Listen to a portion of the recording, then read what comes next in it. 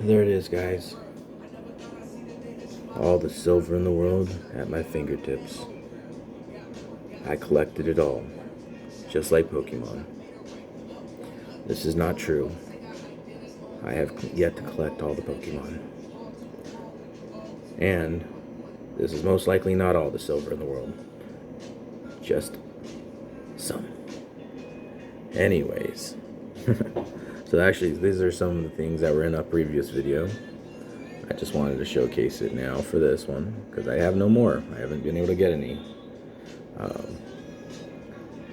But I did say I was going to tell you guys a story in my previous video. So I have come to tell my story. And it's a pretty good story. At least I think it is. And if I tell it right, maybe you like it. If you don't, at least you heard a story. So let's just get into it, I guess. So as some of you guys do know, I do work 2 jobs. One is at a firearm dealer, and the other one, I am a bouncer at a gentleman's club. Now, if you guys don't know what a gentleman's club is, I suggest that you Google it. But Google it when you're by yourself, not when you're around your wife or your mom. By yourself, guys. Anyways, one of my jobs as being a bouncer, or doorman, whatever you want to call it, is we take care of our employees, our girls. If they want to go somewhere, they want to go to the 7-Eleven or Circle K, whatever. It's within walking distance, so we'll walk with them and make sure they're safe. Now, that's one of the jobs. Like, our job is pretty easy. It's the easiest, hardest job in the world. It's easy in the sense that all you do is just hang out and, don't have to do a whole lot of anything. Make sure the girls are okay. Make sure people don't do something stupid that they're not supposed to do. Make sure everybody's following the rules. Can't stress that enough. Follow the rules when you go to a gentleman's club. Anyways, so one night, one of the girls wanted to go get something from Circle K, so some snacks and whatnot, because we're there all night. So I walked with her, and we're in line, and we're just talking to the gentleman behind the counter. And we have a good relationship with them because we're always seeing them all the time and, buying snacks and whatever. And we're paying, and this guy walks in. He has no shirt on, and he's in boxers. And he kind of shoves his way through me and the young lady that I'm with. And he tells her, "I know where you work. If you say anything, I'll kill you." So me, I just grab her and I push her back, and he turns to the clerk and starts telling him to give him the money behind the counter. Now, I know this kid, the clerk, and I want to do something, but I can't because I'm with one of my girls. The girls are my main concern, to make sure they're protected. So I get her outside, and I try to start walking back to the club. And the guy comes out with another gentleman, so the gentleman grabbed him, threw him outside, whatever. So I rush in to help out a little bit, grab the guy from behind, put my arm behind his neck, and get him in a blood chokehold. And take him to the ground. And I'm behind him, so I'm just putting just enough pressure on his neck just so he'll kind of go to sleep. Not forever, mind you, just for a second.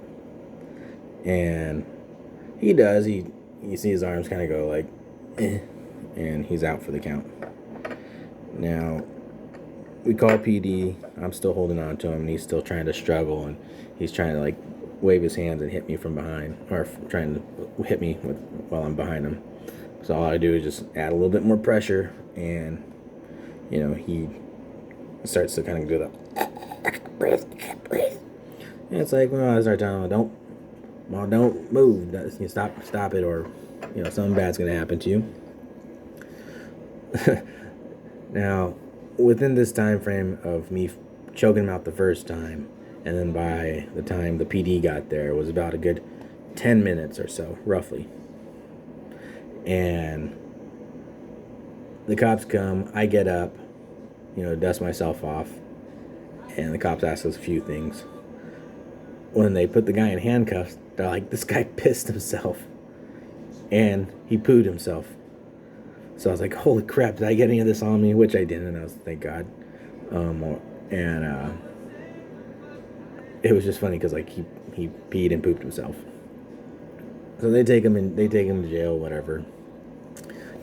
A couple days later, I'm talking to the same clerk that all this was happening to that night, and he's like, hey, I got the videotape of you choking that guy out. And I was like, all right, yeah. I was like, all right, yeah, man. I was like, send it to me if you can. So he sends it to me. And you see the guy like go limp, and then all of a sudden you see like a stream coming down his leg. And it was gross. But it was funny. You could totally pinpoint every second, like, oh, you see him going to sleep now, and there it is. He is out. So yeah. That was my story. I hope I said it. I hope I told you it decently well. I probably could have got a little bit more descriptive. Like it was at night, or I don't know. I could smell the bagels in the air from the bakery place cooking it at night. Now I don't know. There's no bagels over there, but still, you get what I'm saying. But yeah. So that was my story. And these are my coins. These are my silver coins. This one's actually pretty nice. I like this one. It's a 2 ounce. But yeah, like I said, if you guys do go to a gentleman's club, follow the rules. They're pretty simple. I mean, most of the time it's like, don't touch the girls. Be pleasant to them. Don't be a jerk. And you should be fine. Oh, and the big thing, I mean, the biggest freaking thing that you need to do when you go to these clubs, pay what you owe. Don't try to weasel your way out of not paying the bartender her money for the drinks that she had to get you. Or if you did a dance with the girl, don't be like, well, I only want to pay X amount of money, when you clearly know it's a certain price for these dances. So don't be that guy. And if anything, take cash with you. Oh, that's another. Take cash with you. Why would you go to a gentleman's club and not take any money? I don't understand. Why would you do that? And then be like, do you have an ATM? Can I use your ATM? Yeah, sure. You do understand most of these places that have an ATM, they're going to charge an outrageous fee to use them. It's like going to Vegas and taking money out from their ATM. You take $100 out, they charge you $10. Just go to your bank, take out the money from there, bring it with you, so your wife doesn't see where you took the money out. Duh. Not that hard. But you get people that are like that. That are just kind of not the smartest people in the world, I guess, if you want to say.